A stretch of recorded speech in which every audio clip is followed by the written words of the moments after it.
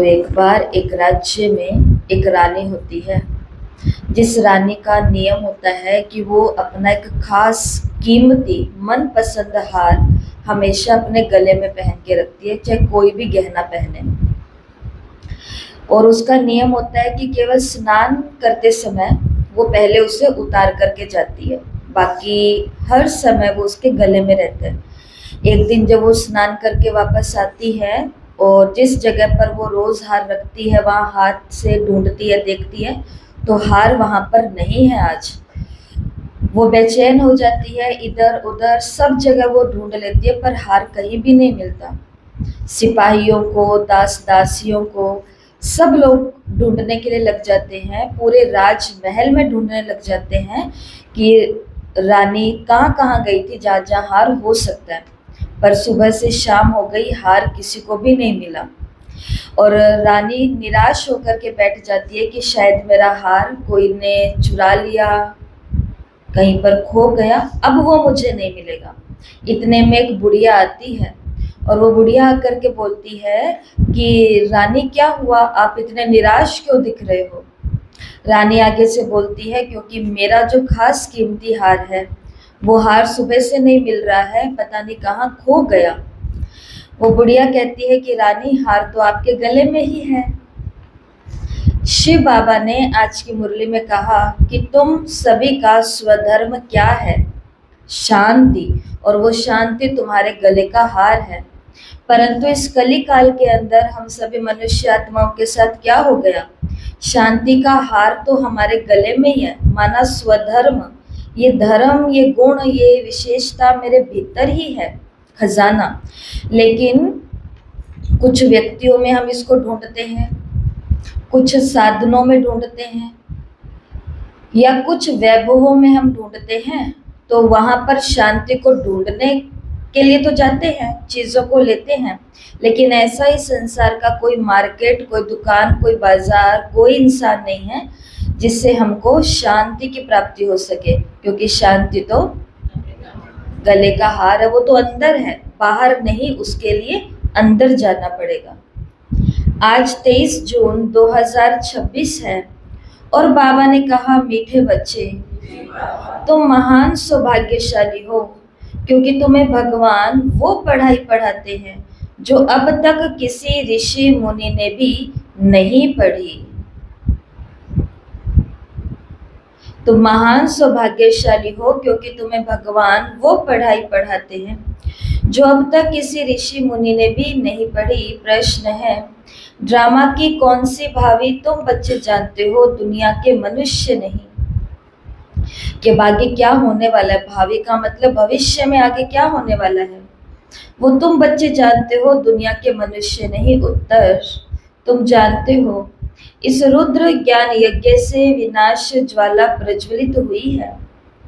अब सारी पुरानी दुनिया इसमें स्वाहा हो जाएगी, ये भावी कोई टाल नहीं सकता। ये ऐसा अश्वमेघ अविनाशी रुद्र यज्ञ है जिसमें सारी सामग्री स्वाहा होगी, फिर हम इस पतित दुनिया में नहीं आएंगे। इसे ईश्वर की भावी नहीं, ड्रामा की भावी कहेंगे। तो जो विनाश होगा, जो टल नहीं सकता, और जिसमें सारी सामग्री स्वाहा होगी, माना पुरानी दुनिया, पतित दुनिया सारी आहुति के रूप में पड़ जाएगी। तो ये ईश्वर का प्लान, ईश्वर की भावी नहीं, ये ड्रामा की भावी कहेंगे। गीत है, मुखड़ा देख ले प्राणी, दिल दर्पण में, कितने पाप छुपे कितने पुण्य तेरे जीवन में। ओम शांति, ओम शांति, ओम शांति, ओम शांति। तुम बच्चे भी मनुष्य हो, ये मनुष्यों की सृष्टि है।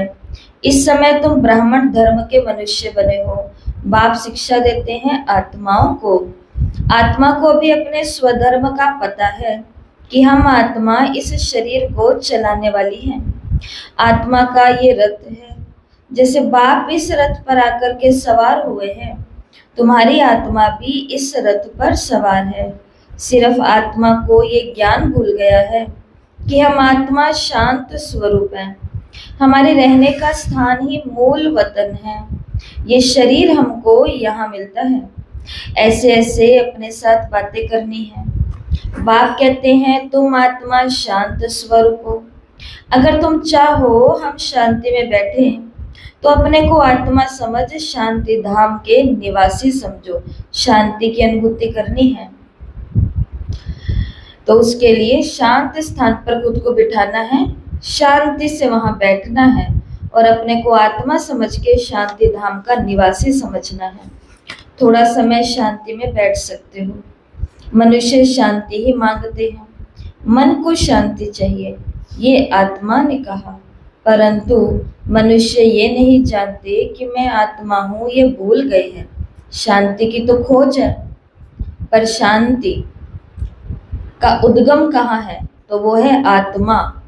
तो और अगर किसी को बोलें कि आप ये समझो ना, शांति तो आपको मिलेगी, पर पहले ये समझो कि आप हो कौन। वो आप एक आत्मा हो। तो फिर वो कहते हैं कि अल्लाह हम आत्मा है, हम शरीर है, हम शरीर नहीं है, हम आत्मा है, या आत्मा नहीं है, हम शरीर है। ये सारी बातें करने से क्या ही हो जाएगा? पूरा दिन तो वैसे ही कमाना पड़ेगा, पूरा दिन तो वैसे ही भागना पड़ेगा, पूरा दिन तो वही बातें और वही टेंशन और वही भागम भाग। आत्मा समझने से क्या हो जाएगा? तो योगा डे के दिन आपको क्या बताया था? खुद को ड्राइवर के बजाय गाड़ी समझोगे तो क्या होएगा? वही खुद को आत्मा के बदले शरीर समझ के बैठे हैं तो क्या है? एक जगह रुके हुए हैं, जमे हुए हैं। और खुद को ड्राइवर समझेंगे तो गाड़ी को कहीं भी लेकर के जाओ, भले परम धाम लेकर के जाओ, बॉडी को तो नहीं ले जा सकते, पर अपनी स्थिति को तो ले जा सकते हैं। जो स्थिति एकदम नीचे गिर पड़ी है, वो स्थिति कमाई करते करते भी ऊपर हो सकती है। तो शिव बाबा यही तो बात कह रहे हैं ना कि मनुष्य ये नहीं जानते कि मैं आत्मा हूँ, यही भूल गए हैं। तो फिर शांति कैसे होगी? एक कहानी भी है ना, रानी के गले में हार पड़ा था और ढूंढ देती थी बाहर। तो बाप भी समझाते हैं शांति तो तुम्हारा स्वधर्म है। बच्चों ने समझा है हम आत्माएं शांत स्वरूप है, यहाँ आई है पाठ बजाने। इन ऑर्गन से डिटैच हो जाते हैं तो आत्मा शांत स्वरूप है। आत्मा अपने स्वधर्म शांति में जितना बैठना चाहे बैठ सकती है। चाहो हमें शरीर से काम ना करे तो शांत में बैठ जाओ, ये है सच्ची शांति। इसको तुम ढूंढते नहीं, तुम्हारा तो स्वधर्म शांत है। अभी यहाँ पाठ बजा रहे हो, बाप द्वारा तुमको मालूम पड़ा है हमने 84 जन्मों का पाठ बजाया। इन 84 जन्मों के चक्र का कोई को भी पता नहीं, सिर्फ तुम बच्चे ही जानते हो। पहले हम सूर्यवंशी राजा व प्रजा थे, फिर चंद्रवंशी, सो वैश्यवंशी, सो शूद्रवंशी बने। अब फिर से हमको सूर्यवंशी बनना है। तो सूर्यवंशी कौन बनेगा? हम बनेंगे। हम में कौन बनेगा? मैं बनूंगा। मैं में भी कौन बनेगा? मैं में भी कौन बनेगा? मैं में भी मैं आत्मा सूर्यवंशी बनूंगी। इस शरीर का सूर्यवंशी बनने से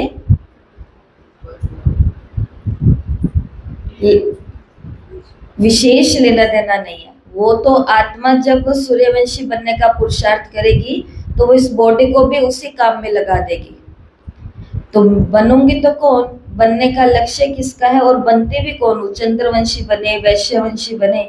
अभी पीछे हम शूद्रवंशी थे, अभी ब्राह्मण बने और आगे हमको क्या बनना है? तो कौन बनेगा सूर्यवंशी? मैं आत्मा। कौन बनेगा सूर्यवंशी? मैं आत्मा। तुम बच्चे सृष्टि के आदि मध्य अंत को जान गए हो। तुम कितने सौभाग्यशाली हो। बाप तो यथार्थ बात समझाते हैं। ये है ही सदगति का मार्ग। ये समझाना है कि सर्व का सदगति दाता एक ही है। अभी जान गए हो हमको बाबा आकर 21 जन्मों के लिए सदगति प्राप्त करा रहे हैं। बाहर वाले मनुष्य इन बातों को जानते नहीं। तुम ब्रह्मा कुमार कुमारियां ही जानते हो। बाहर वाले लोग हमारी बहुत रिस्पेक्ट करते हैं, मान रखते हैं, क्योंकि वो समझते हैं कि ये लोग सत्संगी लोग हैं, ये रोज सत्संग करते हैं, अच्छे काम करते हैं, अच्छी बातें सुनते हैं, औरों को भी सुनाते हैं। इतना तो उन को मालूम है। लेकिन बाबा ने कहा 21 जन्मों के सदगति बाबा से हम प्राप्त कर रहे हैं, ये बाहर के मनुष्य नहीं जानते कि केवल सुन सुन के हम अपने आगे 21 पीढ़ियों के लिए जमा कर रहे हैं। कोई पूछते हैं तुम ब्रह्मा कुमारियां, तुम बीके क्या जानते हो? परीक्षा तो होनी चाहिए ना, ब्राह्मण व ब्राह्मणी है या नहीं। अगर तुम ब्रह्मा के बच्चे हो तो सृष्टि चक्र को तो जरूर जानते होंगे। तो बाहर वाले हम सभी का क्या लेने के लिए भेजे गए हैं भगवान के द्वारा? पेपर लेने, टेस्ट लेने, परीक्षा लेने के लिए। अगर तुम ब्रह्मा के बच्चे हो तो सृष्टि के आदि मध्य अंत को तो जरूर जानते होंगे। बाप रचयिता को जानते हो, ऋषि मुनि आदि तो रचता और रचना को नहीं जानते, तो गोया नास्तिक ठहरे। बाबा ने कहा तुम भी नास्तिक थे, तुम भी रचता बाप और रचना के आदि मध्य अंत को नहीं जानते थे। अभी बाबा के मिलने से पहले आस्तिक और नास्तिक की परिभाषा हमारे लिए अलग थी। हम पहले नास्तिक उसको समझते थे जो भगवान को नहीं मानता, वो नास्तिक है। जो भगवान को मानता है वो आस्तिक है। अब शिव बाबा ने हमें ज्ञान दिया है तो उसने बोला नो, जो भगवान को नहीं जानता वो नास्तिक है, और जो भगवान को जानता है, क्या क्या जानता है उसके बारे में? उसका नाम, उसका रूप, उसका देश और उसका काल। तो नाम है उसका शिव, रूप है उसका बिंदु,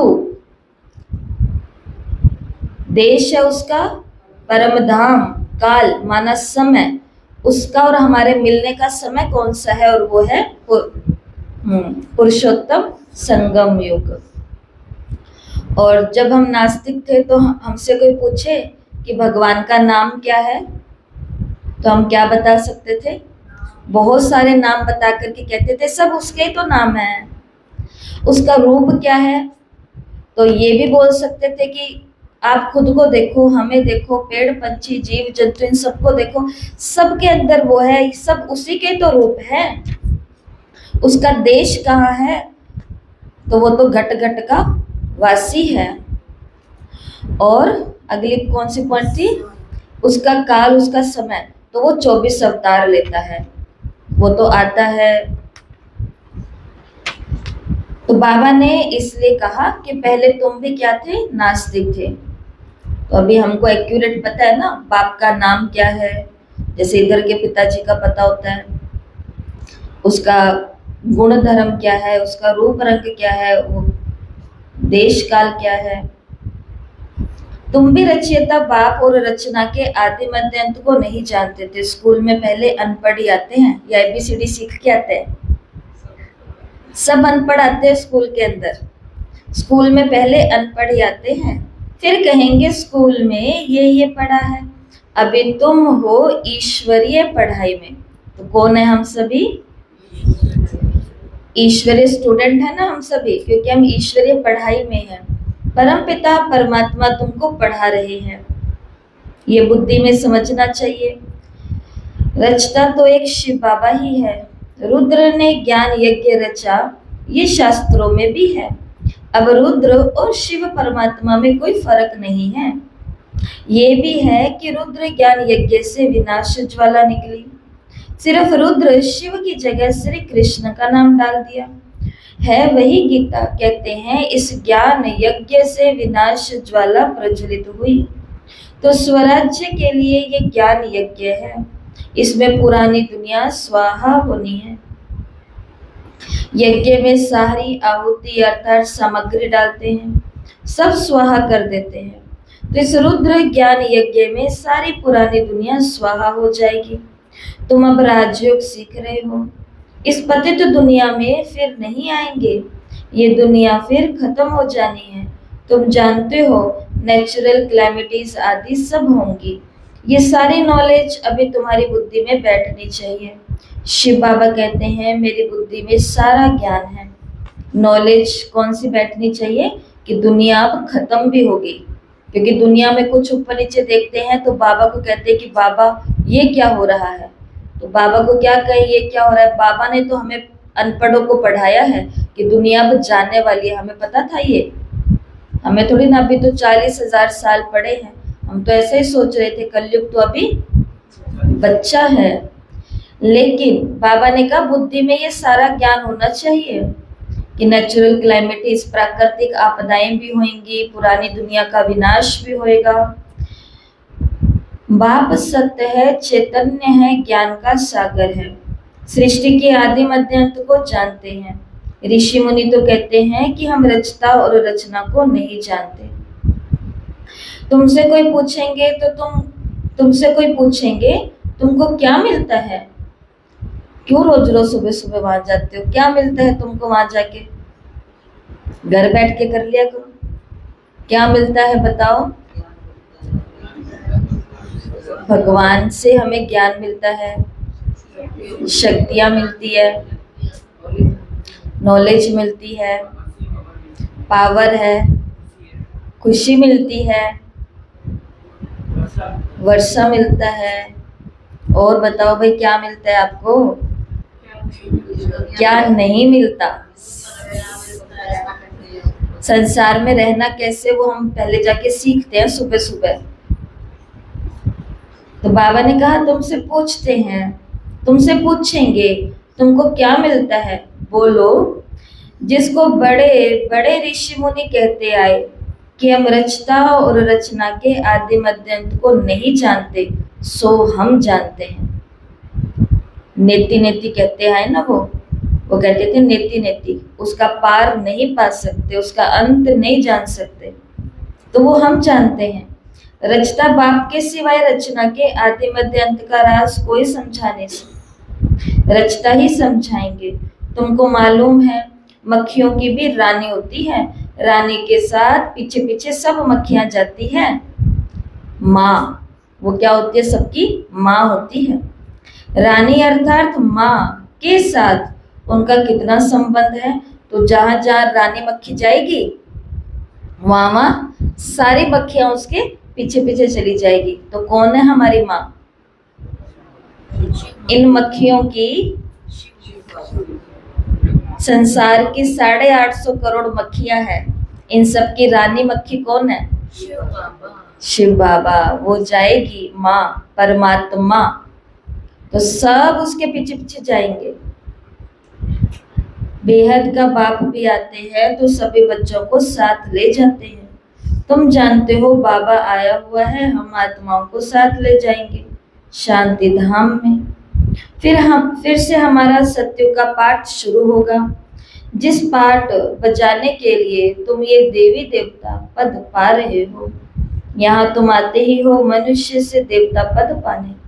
सब गुण यहाँ धारण करने हैं, इन लक्ष्मी नारायण जैसा यहाँ ही बनना है। इनको दिव्य दृष्टि के सिवाय कोई देख न सके। अभी तुम जानते हो हम सूर्यवंशी देवता बनेंगे। तुम्हारी बुद्धि में है कि स्वर्ग की राजधानी कैसे स्थापन होती है। सतयुग में था ही देवताओं का राज्य, परंतु देवताओं के राज्य में फिर राक्षस आदि दिखा दिए हैं।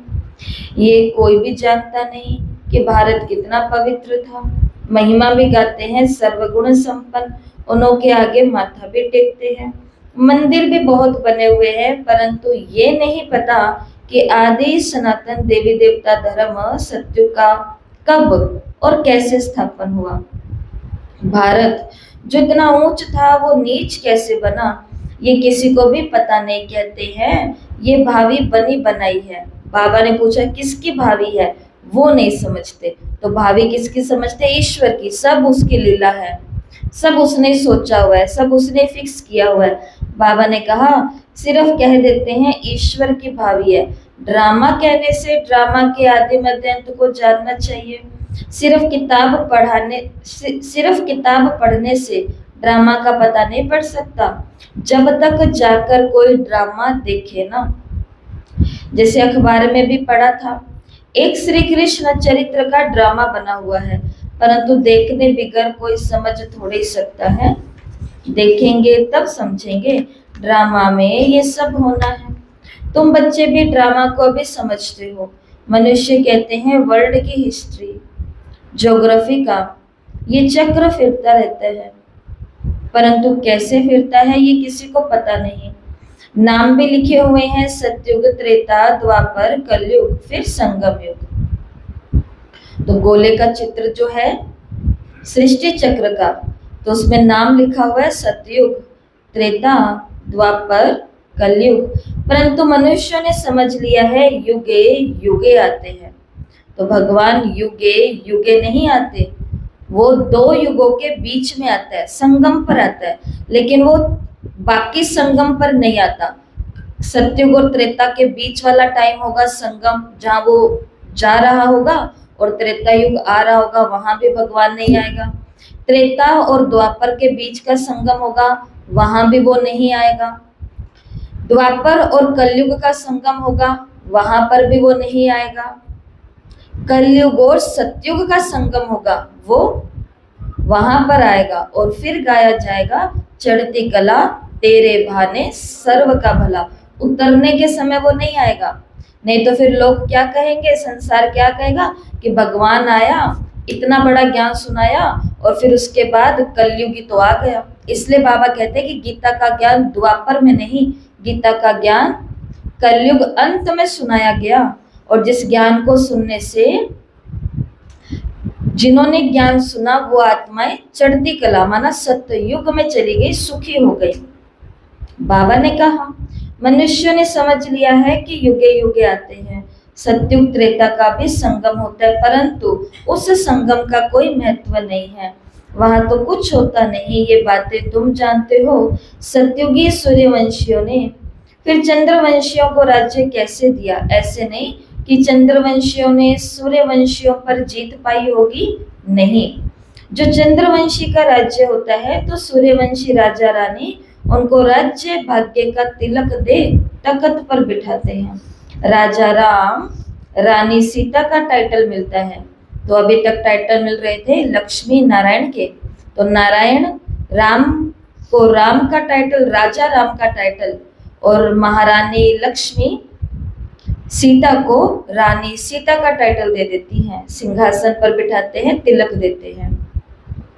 तो किसने दिया? कहेंगे सूर्यवंशियों ने ट्रांसफर किया, अब तुम राज्य करो, जो सीन तुम बच्चों ने साक्षात्कार में देखी है।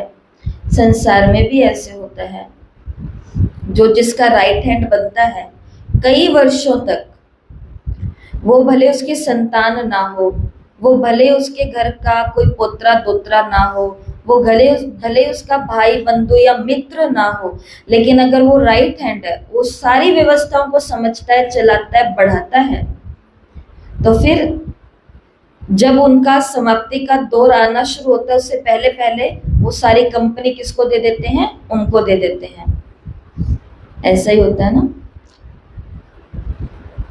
बाबा ने कहा तो सूर्यवंशियों ने चंद्रवंशियों को राज्य भाग्य ट्रांसफर किया कि अब तुम राज्य करो। बाकी कोई लड़ाई आदि नहीं लगती, जैसे किसको राजाई दी जाती है वैसे ही देते हैं। उनके पैर आदि धोकर उनको राज तिलक देते हैं। वहां कोई गुरु गोसाई तो होते नहीं है।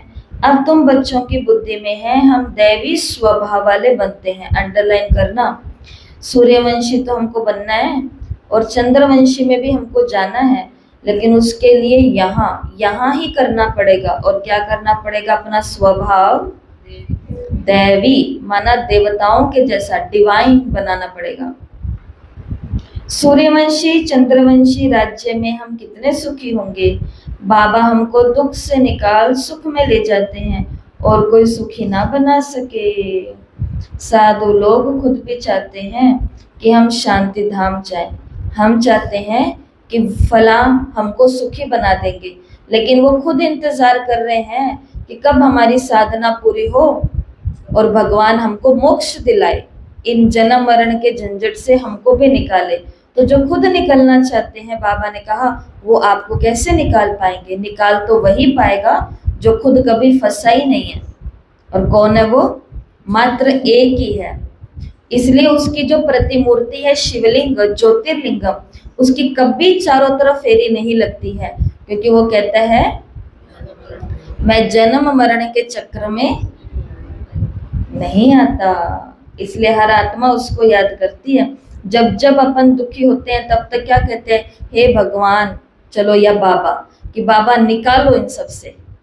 निकालने के लिए उसको ही कहते हैं जो खुद निकला हुआ है, कि निकालो निकालो। शिव बाबा ने कहा कि बाबा हमको दुख से निकाल सुख में ले जाते हैं और कोई सुखी बना न सके। साधु लोग तो खुद चाहते हैं कि हम शांति धाम में जाएं। बाप कहते हैं मैं इन साधुओं आदि का भी उद्धार कर सबको शांति धाम ले जाऊंगा। और ये बात किसी को अटपटी या बुरी भी नहीं लगनी चाहिए कि अरे ये क्यों कह दिया, क्योंकि ये बात तो गीता के 3रे अध्याय के अंदर जो मुख्य श्लोक है उसके अंदर ही कही जा चुकी है, परित्राणाय साधूनाम, कि मैं सभी साधुओं का उद्धार करूंगा, दुष्टों का संहार करूंगा, अनेक अधर्मों का विनाश करके एक सत्य धर्म की स्थापना मैं करूंगा। ये तो गीता के अंदर स्पष्ट कहा हुआ है। तो उद्धार साधुओं आदि का भी सबका मेरे को कर शांति धाम में ले जाता हूँ। सन्यासी तो आते ही हैं द्वापर में, स्वर्ग में हम देवताएं ही रहते हैं। वहां भी सेक्शन अलग अलग। आपको याद होगा कल जिन्होंने मम्मा की मुरली सुनी या आज सुनेंगे, तो कल मम्मा ने जो मुरली सुनाई उसके अंदर मम्मा ने कहा कि तुम ढूंढो, देखो कि रोज की मुरली के अंदर एक साथ में जो 2 सोल बैठी हैं। मम्मा ने बाबा की बात बताई कि शिव बाबा इस बॉडी के मुख को यूज करते, एक ही ऑर्गन को यूज कर रहा है, और ब्रह्मा बाबा उसी समय मुरली चलते हुए ब्रह्मा की आत्मा भी एक ऑर्गन को यूज कर रही है, और वो है कान। शिव बाबा की आत्मा यहाँ बैठ करके इस रथ के मुंह से वाणी सुना रही है, उसी वेले उसी समय ब्रह्मा बाबा की आत्मा अपने कानों रूपी ऑर्गन से मुरली को सुन रही है। एक साथ में 2 काम हो रहे हैं। फिर मम्मा ने बताया कि हाँ, ऐसा नहीं है कि केवल शिव बाबा ही मुख का ऑर्गन का आधार लेते हैं बोलने के लिए, बीच बीच में ब्रह्मा बाबा भी बोलते हैं। तो फिर हमने आपको क्या कहा था कि ब्रह्मा बाबा और शिव बाबा दोनों बोल रहे हैं। अब वो हमें पकड़ना है कि कहाँ ब्रह्मा बोला, कहाँ शिव बोले। तो मोटा मोटी जो बातें होती है, जैसे कि कल आपको उदाहरण दिया था कि बच्चे मैं भी खाना खाने भोजन करने बैठता हूँ तो बाबा की याद भूल जाती है। ये ऐसे वाक्य जो हमको साफ पता चल जाते हैं ये कौन बोला? ब्रह्मा बाबा बोले, ये शिव बाबा नहीं बोले। अभी भी ब्रह्मा बाबा ने कुछ बोला, शिव बाबा तो बोल रहे हैं इतने समय से मैं उद्धार करूंगा, मैं ही तुमको ज्ञान सुनाता हूँ, सब बातें। लेकिन अभी कुछ ब्रह्मा बाबा ने भी बोला बीच में, आपको पता चला? अब पता चलेगा, सुनना फिर मेरे को बताना आपको पता चला। बाप कहते हैं मैं इन साधुओं आदि का भी उद्धार कर सबको शांति धाम ले जाता हूँ। सन्यासी तो आते द्वापर युग में हैं, स्वर्ग में हम देवता ही रहते हैं, वहां भी सेक्शन अलग अलग है। स्वर्ग में हम देवता रहते हैं, ये शिव बाबा नहीं बोले, ये ब्रह्मा की आत्मा बोली कि मैं भी देवता बनने का पुरुषार्थ कर रहा हूँ, तुम भी देवता बनने के लिए बैठे हो यहाँ क्लास में आकर के। तो हम कहाँ मिलेंगे? अब सतयुग में मिलेंगे, और वहां पर क्या करेंगे? स्वर्ग में हम ही देवता रहेंगे। ऐसे मुरली के अंदर कई सारी चीजें चल रही हैं, तो इसको कथा नहीं समझना। थोड़े दिन पहले कोई मिले तो वो कहते कि बहुत अच्छा लगता है, मैं तो घर वालों को कह देती हूँ कि मेरी कथा का समय हो गया, कथा सुनिए जा करके। पर जैसे उन्होंने उस दिन मुरली में सुना कि ये केवल कथा नहीं है, हम बच्चे हैं तो कॉपी पेन लेकर के बैठो, नोट्स बनाओ। उस दिन से उन्होंने बोला कि मेरे को फिर पता चल गया कि ये कथा नहीं है सुनने वाली, इसमें से कुछ लिखना भी है, और पूरा दिन में काम करते करते बीच में उस कॉपी को उठा करके खोल के देखना भी है कि आज बाबा की वाणी में, बाबा की कथा में ये सुना। अमर कथा, तीजरी की कथा और सत्य नारायण की कथा। तो ये बाबा ने कहा कि सूर्यवंशियों का अलग सेक्शन है, परम धाम की बात हो रही है, सूर्यवंशियों का अलग सेक्शन है, चंद्रवंशियों का अलग है, फिर उसके बाद इस्लामी, बौद्धि, सन्यासी आदि जो भी आते हैं सबका सेक्शन अलग अलग बना हुआ है। जब हम राज्य करते थे तो दूसरा कोई नहीं था। मूल वतन में भी ऐसी माला नंबरवार बनी हुई है। आदि सनातन देवी देवता धर्म वालों की पहली पहली बिरादरी है, फिर और बिरादरियां निकलती हैं। ये बिरादरी है बड़े ते बड़ी, और दूसरे जो धर्म स्थापक आते हैं सब उनसे निकले हुए हैं। तुम कहेंगे इस्लामियों की है सेकंड नंबर बिरादरी, फिर बौद्धियों की बिरादरी थर्ड नंबर है, हम हैं फर्स्ट, बाकी हद की और छोटी छोटी लाखों होंगे। यहाँ तो मुख्य है 4 बिरादरियां। पहले पहले हम आते हैं, तो पहली बिरादरी कौन सी है? आदि सनातन देवी देवता, दूसरी है इस्लामी, फिर है बौद्धि और फिर है क्रिश्चियन। मुख्य 4 बिरादरियां। वंश, बिरादरी माना वंश। अभी हम नीचे गिर गए हैं, हमको ही 84 जन्म ले पाठ बजाना पड़ता है। जो अभी लास्ट में है वही फिर फर्स्ट में होंगे। देवी देवताएं अब पतित होने के कारण अपने को देवी देवता कहला नहीं सकते। देवताओं को तो पूजते हैं, इसी से सिद्ध होता है कि वो हमारी बिरादरी के हैं। समझा?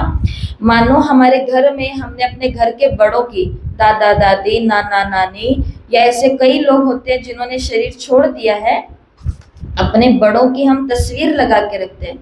हमारे घर के होकर के गए हैं इसलिए उनकी तस्वीर हमारे घर में है। पड़ोसी के दादाजी की तस्वीर हमारे घर में होगी क्या? या हमारे दादाजी की तस्वीर उनके घर में होगी? ऐसा तो नहीं होता ना। हमारे जो पूर्वज होके गए हैं, हमारे जो बड़े होके गए हैं, जिसकी बिरादरी हम है, वंश हम हैं, तो जिनकी बिरादरी के हैं उनकी तस्वीर हम भी लगाएंगे ना अपने घर में। तो हम सभी के घरों के अंदर, हम सभी के घरों के अंदर कुछ तस्वीरें ऐसी है जो है ही हैं, और वो है देवी देवताओं की। इसका मतलब हमारे दादे परदादे कौन थे? यहाँ वाले दादे परदादे नहीं, आत्मा के दादे परदादे, शुरू शुरू के अंदर पुराने पुराने जो थे, हम उनके वंश के हैं, हम उनके कुल के हैं। इसलिए तो देवी देवताओं की तस्वीरें हमारे घर में हमने रखी हुई है कि हम इसी फैमिली से बिलोंग करते हैं। किसी के परिवार वाले आर्मी में होते हैं और वहां पर वो शहीद हुए हैं, तो वो कैसे उनके फोटो लगाते हैं और बड़े प्राउड से बताते हैं कि हम महाराणा प्रताप के परिवार के हैं वंशज, हम भगत सिंह के परिवार के हैं, हम उनके परिवार के हैं। और हम जो ऐसे रहते थे हमेशा, देवता बनकर के दिखाना, थोड़ा बैठना देवताओं की तरह।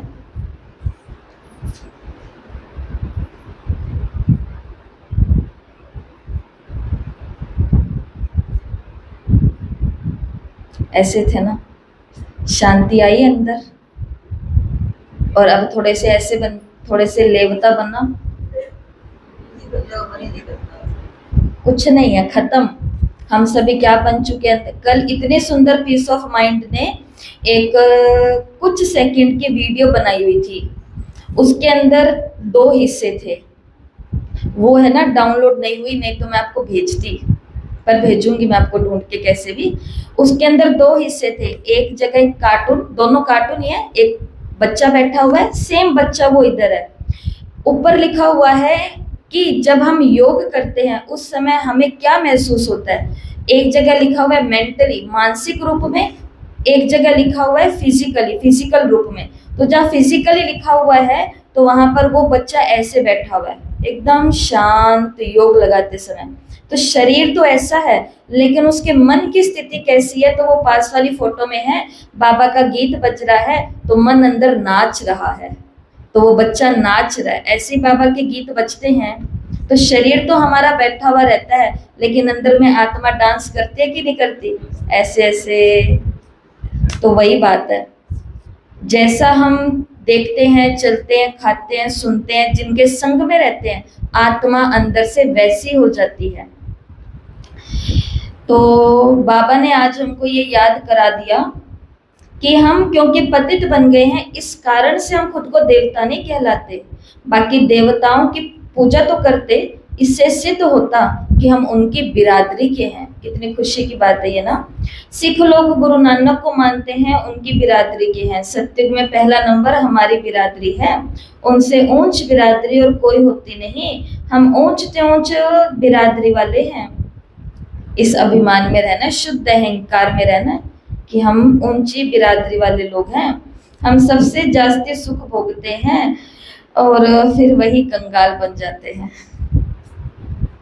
सबसे जास्ती दुखी भी यही हैं, कर्जा भी ये लेते रहते हैं। कितने साहूकार थे, कितने गरीब बन गए हैं, सब कुछ गवा बैठे हैं। बाबा ने कहा ये है दुख धाम। अब बाप फिर तुमको सुखधाम का मालिक बनाने आए हैं और बाकी सबको ले चले जाएंगे शांति धाम में। आधा कल्प तुम सुख भोगते हो, बाकी सब शांति धाम में रहते हैं, चाहते भी हैं हम मुक्ति में जाएं। सुख को कागविष्टा समान समझते हैं, उनको सुख धाम का अनुभव नहीं है, तुमको अनुभव है। महिमा भी गाते हैं परंतु पतित होने के कारण भूल गए हैं। उनको कैसे अनुभव होगा? हमने तो सत्यम शिवम सुंदरम से सत्य बात सुनी है कि सत्युग में कोई दैत्य राक्षस असुर नहीं होगा, त्रेता युग में भी कोई दैत्य राक्षस असुर नहीं होगा। तो हम जानना चाहते हैं, लेकिन जो हमने पहले सुना हुआ था उसके अंदर बताया गया कि राजा हरिश्चंद्र भी इतना दुखी था। वहां पर हमें बताया गया कि प्रहलाद का बाप भी ऐसा निकल गया, श्री कृष्ण का मामा भी इतना बुरा हो गया। तो फिर कौन है जो जाना चाहेगा? सत्युग त्रेता द्वापर में राम जी के ऊपर तो इतना दुख आया कि वो रोने ही लग गए। पेड़ पौधों वृक्ष लताओं जंगलों को कह रहे हैं सीते सीते सीते। तो कौन चाहेगा इस दुनिया में जाना जहां पर भगवान भी दुखी हो? कोई नहीं चाहेगा ना, क्योंकि वो तो हमारे भगवान ही माने जाते हैं हमारे द्वारा।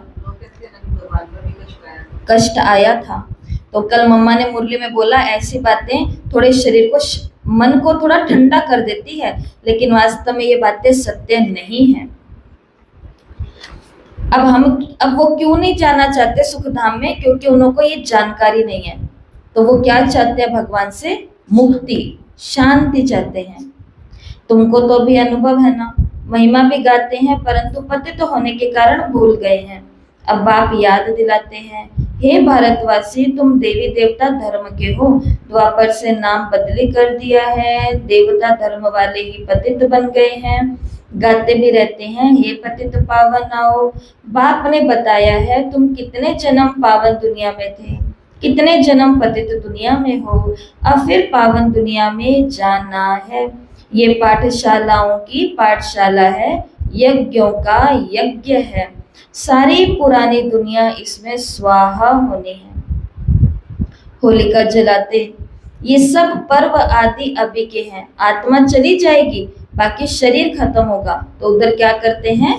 वो उपले बनाते हैं, उसके ऊपर व्हाइट धागा बांधते हैं और क्या समझते हैं कि धागा है वो नहीं जलता था और वो है वो जल जाती थी चीजें। तो समझते थे कि शरीर है वो जलेगा, आत्मा चली जाएगी, बचेगी। तो वो प्रहलाद की यादगार और होलिका की यादगार में करते थे। ये नॉलेज कोई सन्यासी आदि नहीं दे सकते। गीता में भी है, परंतु आटे में लून माना नमक ज्ञान प्राय लोप हो जाता है। शिव बाबा कहते हैं हमने ये यज्ञ रचा है, इसमें तन मन धन सब स्वाहा करते हो, जीते जी मरते हो। ये ज्ञान तुमको अभी मिल रहा है ना। तो इस यज्ञ में कईयों ने अपना सब कुछ स्वाहा किया। देखो, एक होते हैं मुरली सुनने वाले, एक होते हैं मुरली को जीने वाले। मुरली सुनने वाले आए ना आए, सुने ना सुने, उसे क्या हो जाएगा? कुछ नहीं होगा। लेकिन फर्क तो उनके जीवन पर पड़ेगा जो मुरली को जी रहे हैं। जैसे किसी के लिए मुरली सुनना एक ड्यूटी, एक फर्ज है, काम है, नियम है, लेकिन किसी के लिए मुरली सुनाना एक नियम, फर्ज और काम और ड्यूटी नहीं है। उन्होंने अपना जीवन दे दिया इस मुरली के पीछे। जो कन्याएं या बच्चे कभी ब्रह्मा कुमारियों को देखते थे छोटेपन में, तो उनको सबसे पहला शौक कौन सा चढ़ता था, मैं भी बड़ी होकर के दीदी की तरह मुरली सुनाऊंगी।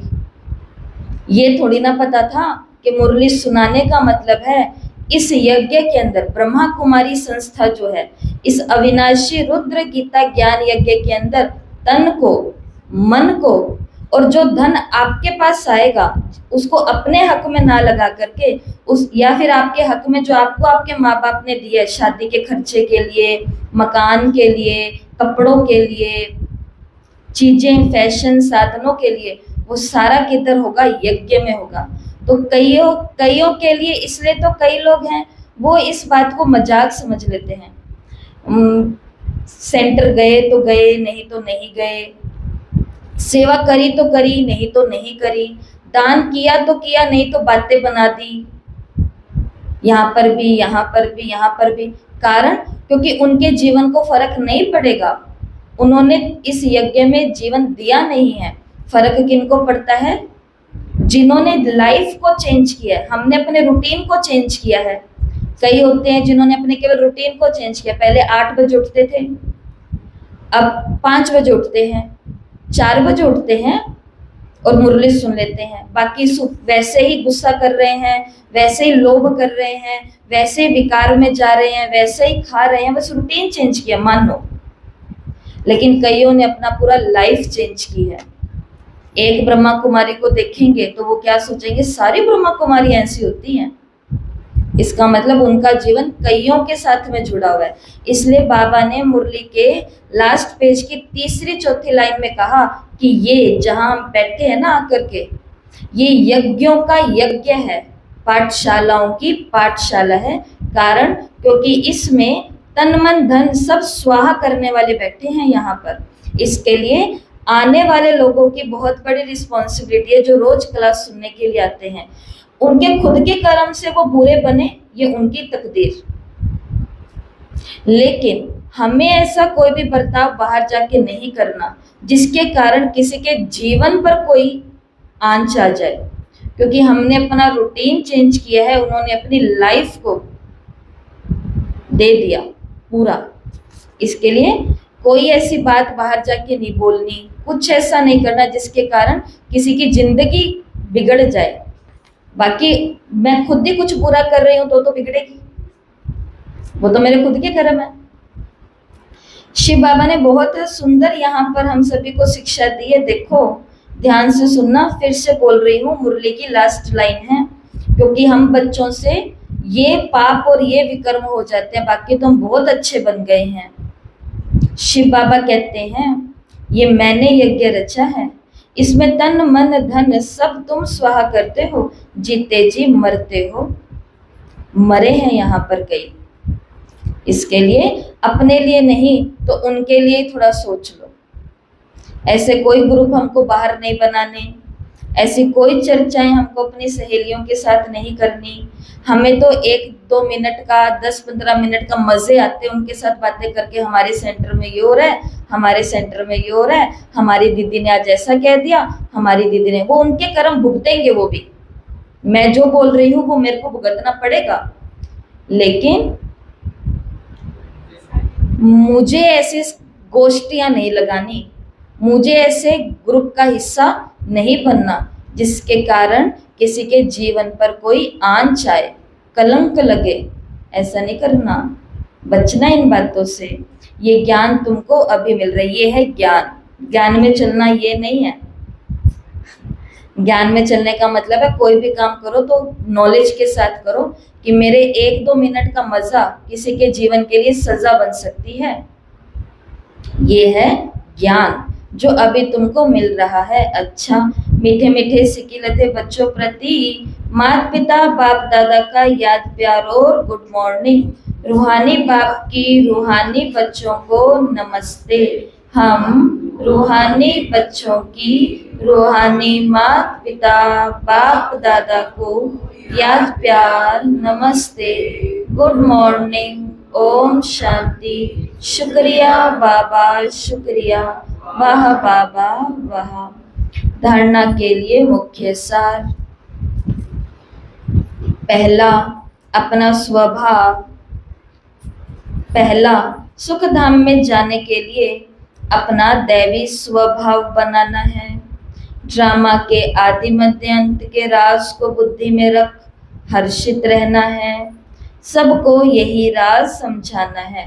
आज कौन सा राज बाबा ने समझाया कि ड्रामा की भावी, अगर ड्रामा में विनाश है तो इसके अंदर भी कोई कल्याण है, राज है, सुख है। तो ड्रामा के राज को बुद्धि में रख के हर्षित रहना है, सबको यही राज समझाना है। और दूसरा, स्वराज्य लेने के लिए इस बेहद यज्ञ में जीते जी अपना तन मन धन स्वाहा करना है, सब कुछ नई दुनिया के लिए ट्रांसफर कर देना है।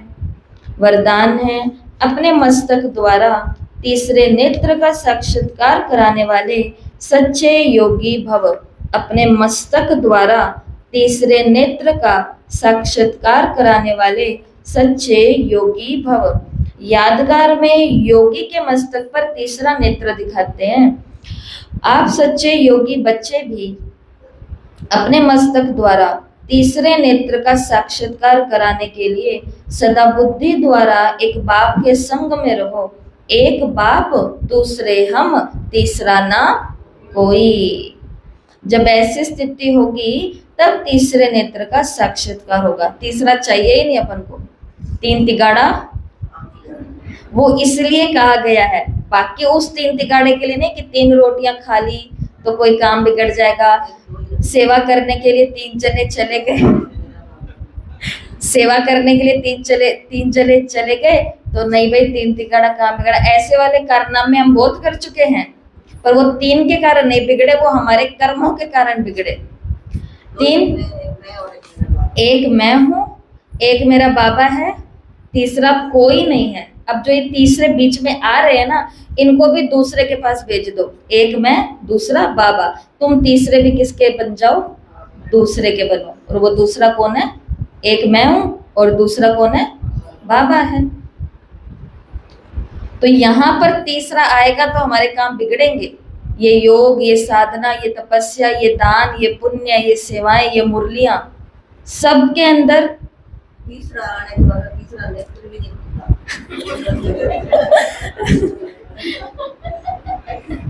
ये मंत्र करके देखना दीदी, मैंने मंत्र किया है।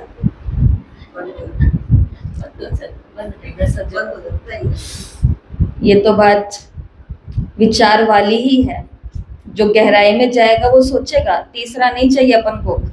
तीसरा आने के बाद तीसरा नेत्र भी नहीं खुलता, नहीं खुलता। बाकी हमारे बाबा को तीन वाली चीजें सारी बहुत पसंद है। इस एक के अलावा तीन वाला त्रिशूल धारी, तीसरा नेत्र सबको देने वाला, तीन बेलपत्तर स्वीकार करने वाला, तीन लोकों का नाथ है, त्रिकालदर्शी है, त्रिनेत्री है, त्रिमूर्ति है। ब्रह्मा विष्णु शंकर तीन को लेता है अपना काम कराने के लिए। और जिस शिवजी के शिवलिंग के ऊपर जो ऊपर से बूंद बूंद गिरती है, तो जो पुराणों के अंदर आया है वो यही है कि जिसके ऊपर वो कलश रखा जाएगा ना, तो वो कलश का रखने का जो वो स्टैंड होगा या वो जो भी डोरी होगी वो तीन कोनों वाली होगी।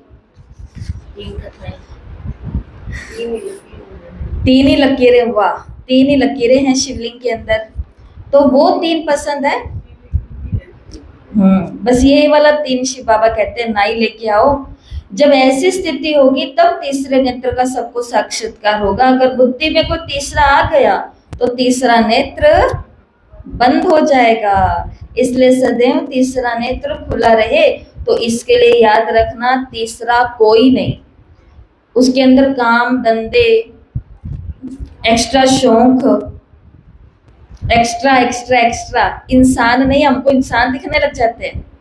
वैभव भी है, तीसरापन को कोई नहीं चाहिए। बोलो तीसरा हमें स्लोगन है, प्रश्न चित्त बनना है।